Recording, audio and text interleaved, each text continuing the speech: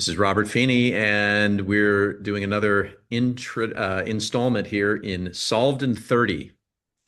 So, solving in 30 minutes a problem, often an intractable problem, or what has been intractable in some area of industry or another part of our community.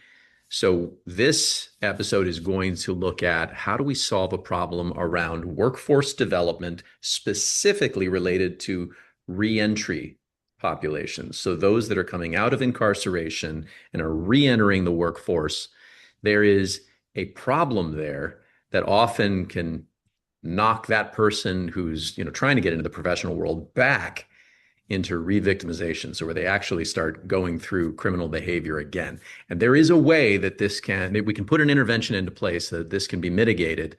So for this session, we have an expert with us in Catherine Lachman, because she goes by Kathy.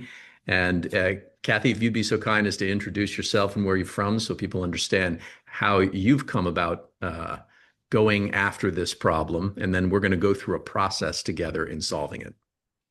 Okay. Yes, my name is Kathy Lachman, and I've been working in the field of the criminal justice field for close to now, little over 40-something years. My background is that I'm a retired police officer of 30 years, and then I came to work at Red Rocks Community College, where I designed a program for them that works with individuals coming out of the criminal justice system. Everything from a couple of years, clear up to 50 years in prison. And what we do here is we help to change attitudes, build their self-confidence, help them learn how to communicate with others, and they continue on then at our college to go on to get a 2-year degree, and then hopefully on to universities getting a 4-year degree, masters and doctorates. It's such a wonderful profession in that you're contributing something so valuable to the community, especially to those individuals who have gone through something traumatic. And for sure, it's not an endorsement of what they did that put them into the criminal justice system. It's just acknowledging that it's a fact. They come out of that, and there's a certain amount of additional trauma that's now been added to their life. And as you put it to me, Kathy, just before we got on here, you made a comparison almost as like it's a disability. Mhm. It can be viewed that way as an analogy. If somebody has a disability, then, for instance, if they didn't have use of their legs, you wouldn't expect them to go into a dance class, right? Well, Correct. to some extent, we need to see it the same way when someone's re-entering after being in an entirely different world of criminal behavior than incarceration. They're coming in with a whole different norm. That's made up their attitudes, it's made up their fears and concerns. And then the point that you brought up with me, and this is what's going to start us on our facilitation, is that that there's this prejudice that's been developed in the school systems and in employers. I'm like, what are we to expect here? There's almost an automatic reaction of, oh, this person must be violent because they came out of incarceration. True? Um, there's that, and then there's also, and we haven't really talked about this earlier, but let's say we have people in that work environment that maybe have been victims themselves. Mm-hmm. And so, of course, they already have some belief systems about people that do crimes, Mm-hmm. that they don't change, that they'll always be this way. And so there's a lot of education that has to take place. That's tremendous acknowledgement that you just put there. So let's say what I'm hearing is that it's really important. There could be a teacher. There could be someone who's an administrator at a school. There could be an employer, a supervisor in an enterprise, let's say. And any one of those individuals could have been a victim themselves, you're saying. And so that has to be dealt with. What I find most extraordinary, and this is what's going to tee up the problem, is that you've told me that there really hasn't ever been any kind of training you've come across for a teacher, or a school administrator, or an employer on how to deal with this population. Yes, in the 20 years that we've been running this program, we've been invited to come in and do very few trainings for places on Mm. how to work with this population. And the times that we do get asked, it's usually another school that maybe wants to start a program similar to ours. But I believe that with all this push of, getting people back into the workforce, and which this is a large population of people that are coming into our workforce from our prisons, that this really should be a focus because it will also reduce workplace violence. That makes a lot of sense. And it's also going to reduce the workforce crisis we have if we're actually benefiting from reentry and having this large population, as you put it, entering the workforce. I mean, that's what we're all asking for. So we've Mhm. got to make sure we're not jeopardizing that, right? Right. And we focus on skills. Let's say you're going to be a plumber. We focus on all the skills that are necessary for you to be a plumber, but we don't think about that someone who's a plumber, they're going into people's homes. They Uh, need to know how to act within people's homes. They need to know how to monitor things that are going to come up for them. Let's say they go into somebody's home and that person is dealing with an issue with their husband or wife, or dealing with something that's going on with their children or whatever, and it sparks something within this person. it triggers something. Mhm. Hmm. And if they've not dealt with that and they've not learned how to handle those kinds of things, I think what it's basically doing is that it's a mixture for a bigger problem. Wow. Okay. So then you've got on the other side of the equation, not only uneducated administrators and instructors and supervisors, but you've also got the person who's reentering themselves, has their own Definitely. sensitivities that have to be managed if they're going to be effective.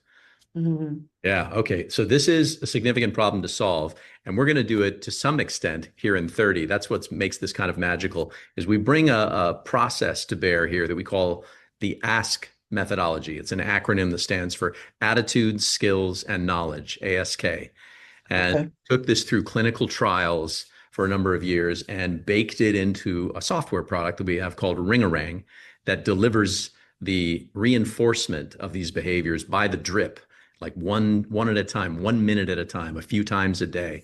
So it doesn't take anyone's time away to take, it's not like they have to go take a course.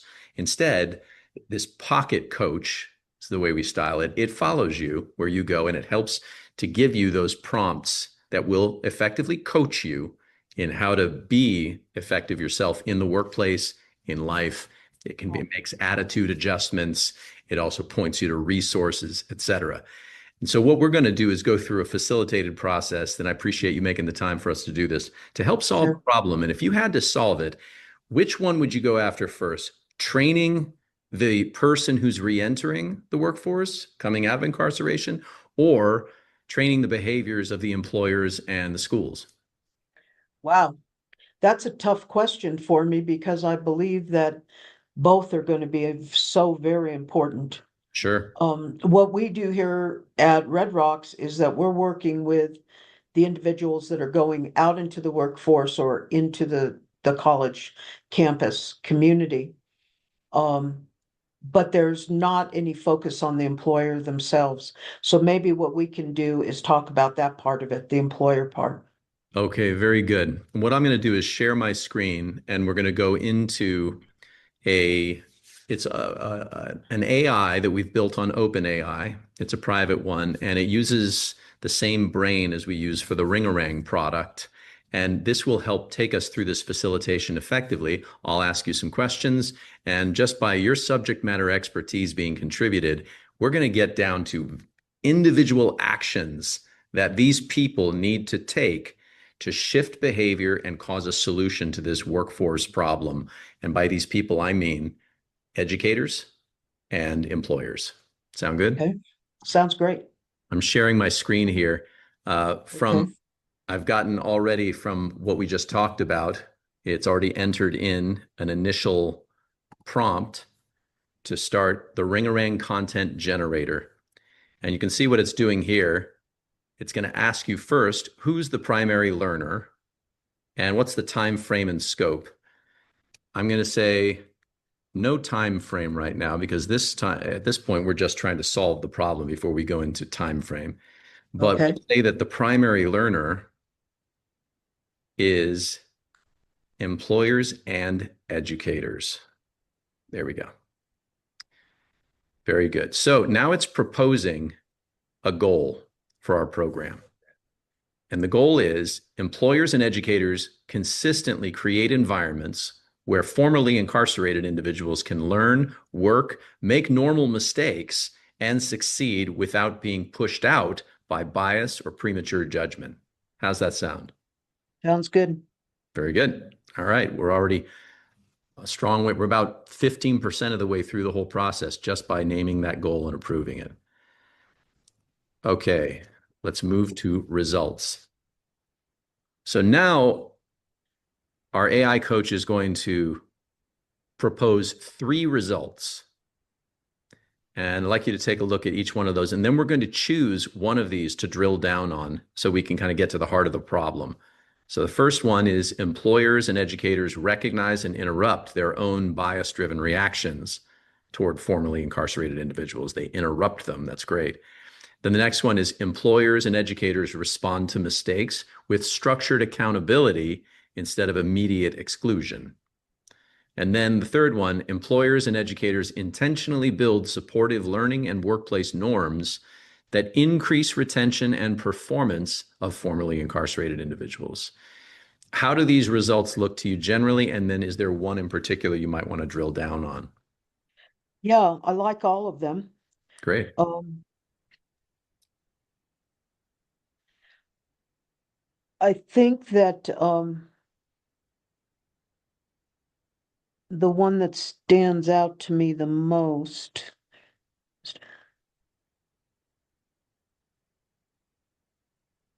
is number 3.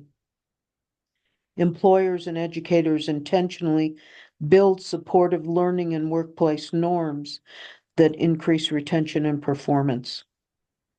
Very good. So we'll drill down on that one. If we had this result after training educators and employers, would that make a real difference? Yeah, I believe so. All right, terrific. So then we're now about 35% of the way through the process. So now we're going to ask, Reason I believe, yes. very quickly, the reason I believe that that was a little bit better than the others is because I believe that one will open up more of discussion amongst employers Hmm. and get a dialogue going. And I think dialogue is really important.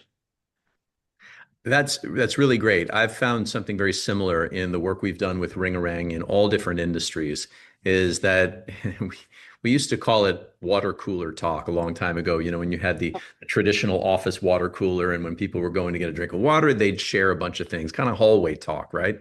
Mhm. Well, that's where a lot of issues get brought up. And that's how things start getting circulated. It's those hallway conversations. So I really appreciate what you just said there. You want to get people talking about it. Mhm. So what our system has done now is it's taken that result at the top of the screen that employers and educators are intentionally building structured environments that increase retention, performance, and long-term success. And it's identified 3 habits, one of each type. So again, this is a methodology that we call the ASK methodology that we took through clinical trials for years, and it got published out as making significant differences in human behavior. There needs to be a balance of attitude habits, skill habits, and knowledge habits. And we've actually found the linchpin is the attitude habits. Like if you don't have the right attitude, you're not going to retain any skills or knowledge. Mhm. So we got to get at that first. So the first one that's proposed here is adopt a growth-based lens when evaluating behavior and performance of formerly incarcerated individuals. So a growth-based way of looking at and evaluating what they're doing. Uh, and then for skill, apply structured response protocols when mistakes or norm violations occur. And then here's a knowledge habit. Understand the impact of trauma, institutionalization, and parole requirements on workplace and classroom behavior. So the attitude is something they need to believe. It's like a lens through which they view the occurring of this person. The skill is something they have to apply and do. And then knowledge habit is something they automatically remember or reference. Mm, How very do good. how do these look to you as Those look great. okay, that's fabulous. So it looks like our AI coach is already getting trained up very well and very quickly. Is there one of these habits that you might want to drill down on now so that we can get to the heart of the problem? Knowledge. The knowledge habit. Okay, very good. So we'll say, since it's already numbered here, we'll say 3.3. All right, so now we're going to go down into refining this habit.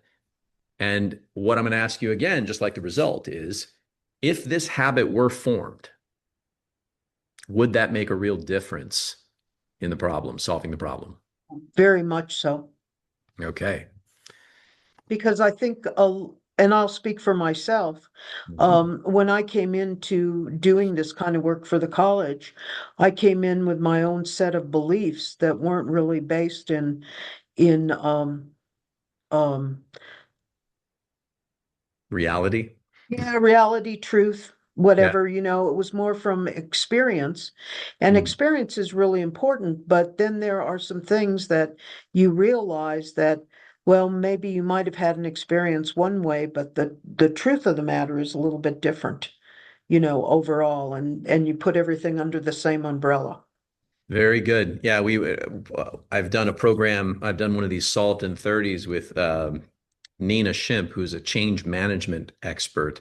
And the problem she was solving in this process was leadership alignment in order to deliver a change to an organization.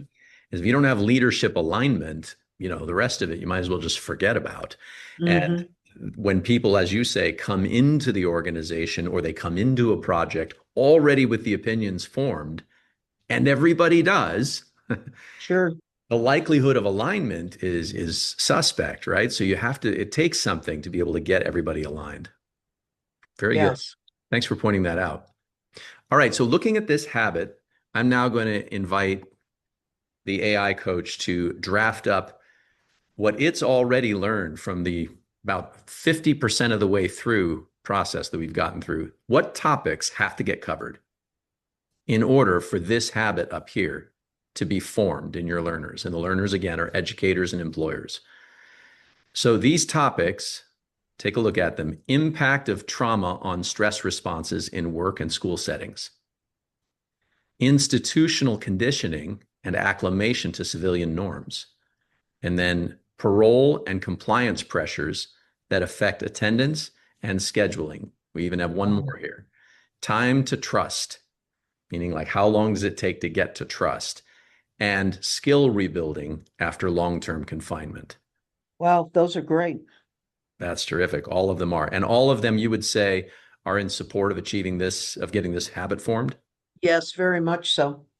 All right. So I'm going to scroll down here and ask you to just take a quick look at them again. And if you had to pick one of those topics for us to drill down on, which one would you pick?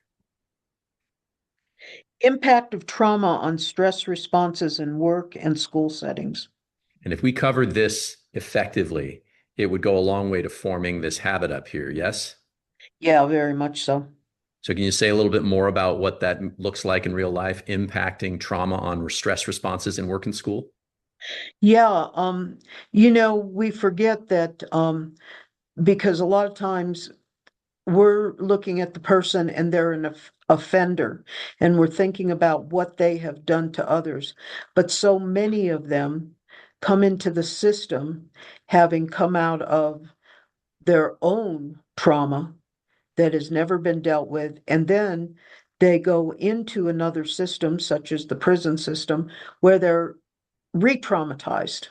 Mm, And so it's trauma on top of trauma. okay. Yeah. And And so it goes, a continuing yeah, cycle, right? One of the things we deal with Ringorang is acknowledging that every human gets themselves into some sort of a cycle that's difficult to break out of. And in this particular population, it can be pretty ultimate stuff, consequential stuff, because the cycle you're in has to do with trauma, has to do with criminal behavior. And then that just doesn't work. And so you can wind up going back into the justice system over and over again. Yes. Yes. And, we're not asking our workplaces to become therapists or our educators here at the college to be therapists, but I think we're looking for a certain type of sensitivity Hmm. to being able to see it and understand that, okay, I see that there's something going on here, and maybe referrals or different things that can take place to help address it before it turns into something much larger.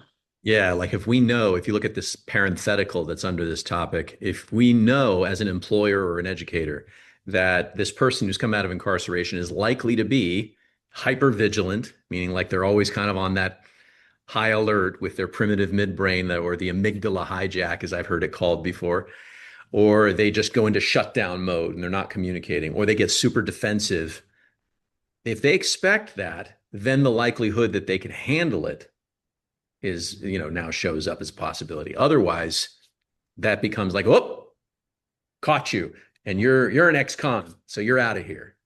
Mm, Right. That's the knee-jerk reaction we can have where we might not have that as an educator or employer with someone who hadn't come out of the justice system. exactly. Yeah. And it can also be sort of a stepping stone into creating something much worse.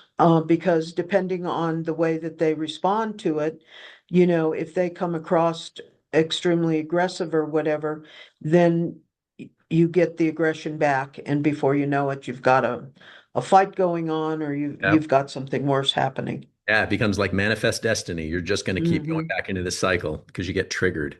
So let's take this topic, which is numbered as 3.3.1. You can see that there's like an outline hierarchy in how this whole curriculum would go. Hmm. And we're going to go ahead and have it drill down on that to the final level, you might call it, of this hierarchy. The ask methodology takes this topic that you've now drilled down on and introduces what are called AO pairs. AO stands for action and obstacle. So the idea here is there are certain actions that the learner will have to take in order to cover this topic and ultimately form the habit. And there is always a mental obstacle. Sometimes it's situational as an obstacle, but usually it's a mental obstacle that's in the way of them taking the action. Like if I asked you right now, Kathy, I'd say, okay, I'd like for you to get on a plane from Colorado where you live, and please come out here to Kansas and we'll have a meeting. First thing you're going to do is you're going to weigh, okay, thank you. But anyway, I've got a lot of priorities I have to think through. So the mental Hmm. obstacle becomes something of a priority game in your mind, right? I Before, see. yes. Anytime you ask anyone to take any action, there's going to be some sort of mental obstacle. So our methodology has proven that if you speak to the obstacle, if you acknowledge it up front and then ask the person to take the action, the likelihood that they'll take it is much higher because they start to trust that you know what's going on in here and they don't have to hide it. Like, I see. Okay. you think about it, this is how television commercials have worked for years and been so effective in changing our consumer behaviors. We're changing a different kind of behavior here, but consumer behaviors get changed because what does a commercial do? It says, here's your problem. Here's a solution. Try this now. And they do that in the course of 30 seconds. Well, similarly, we do that in Ringorang. So when we're looking to solve this problem together, we want to identify what are the individual actions we will ask the persons to take, these individuals who are educators and employers, and acknowledge the obstacle they're facing and ask them to take the action anyway, because it's going to have value in their life and in the workforce. Oh, So okay. if you would take a look at these, there are three proposed action obstacle pairs to support up here this topic of impact of trauma and stress response in work and school settings. How do they look? They look good. I really love how this AI coach has really picked up on your Yeah, on this having is great. a problem with you. So if you had to um, pick one of these that you think is like right at the heart of the problem, is there one that stands out? Um, I would say if someone is defensive or withdrawn, I Hmm. assume they're being difficult or hiding something. Yeah. And so the action you're asking that educator or employer to take is name the observed stress behavior before assigning intent. Now, what might Hmm. that look like in real life?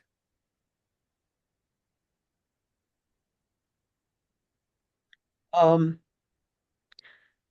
like what would my response to this individual that appears defensive and withdrawn? Well, I mean, like for instance, let's say you're the one coaching an educator, for example, to Okay. name the observed stress behavior that they're seeing in the individual before they assume what the intention is. Like, what Hmm. is it? What's the stress behavior? And then the obstacle that's in their head of just naming it and acknowledging it is, well, if they're defensive and withdrawn, for example, I just assume they're being difficult or hiding something. I assume they have an intention to resist me or, distrust. Hmm. And you want to I get them think past that, right? right, and I think they need to understand that sometimes defensiveness or withdrawn behavior from individuals such as this is sometimes because they feel insecure.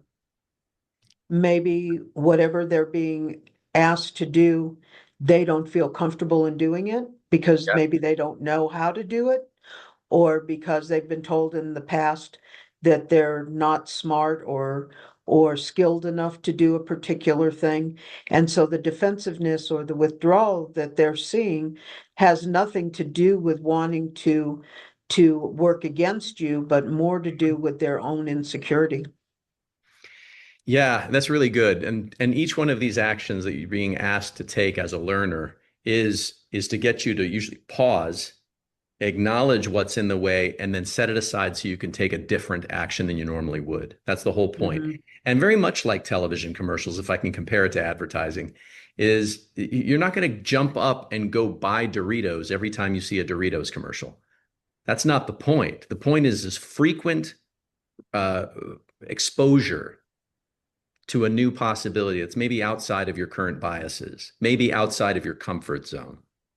And this is another one, I think, where dialogue is so important Hmm. of, actually stating, oh, you're appearing to me to be a little bit withdrawn with this. And I would stay away from, I think, the kinds of wording that makes it appear like you're making, a bad judgment about something and more of that, you know, are you feeling a little bit insecure with this? Is there some way that, I can help you with what I've just asked of you or whatever.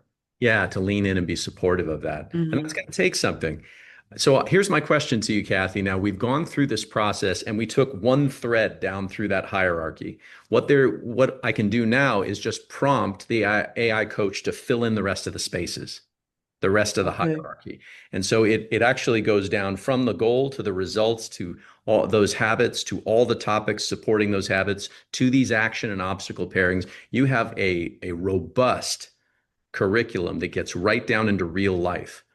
So my general question is to you, if I get that printed out for you, would you want me to send that to you? You can have, Sure, that would be wonderful. yeah.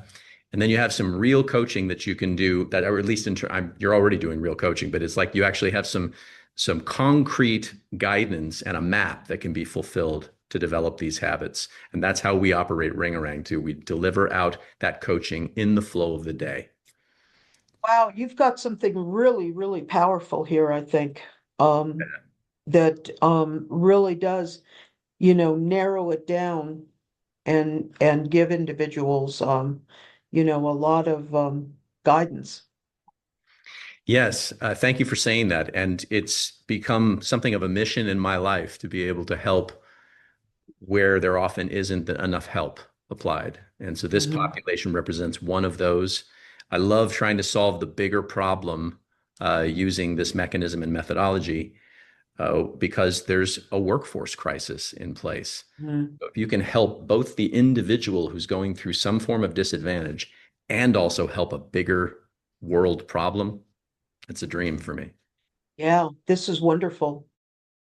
As you can see, big problems don't have to be complicated. Our process breaks them down all the way to individual actions. I invite you to consider having the Ringorang team solve a big problem for you and then deliver coaching to your people as nano learning, bite-sized pocket coaching to ensure your people turn their learning into habits.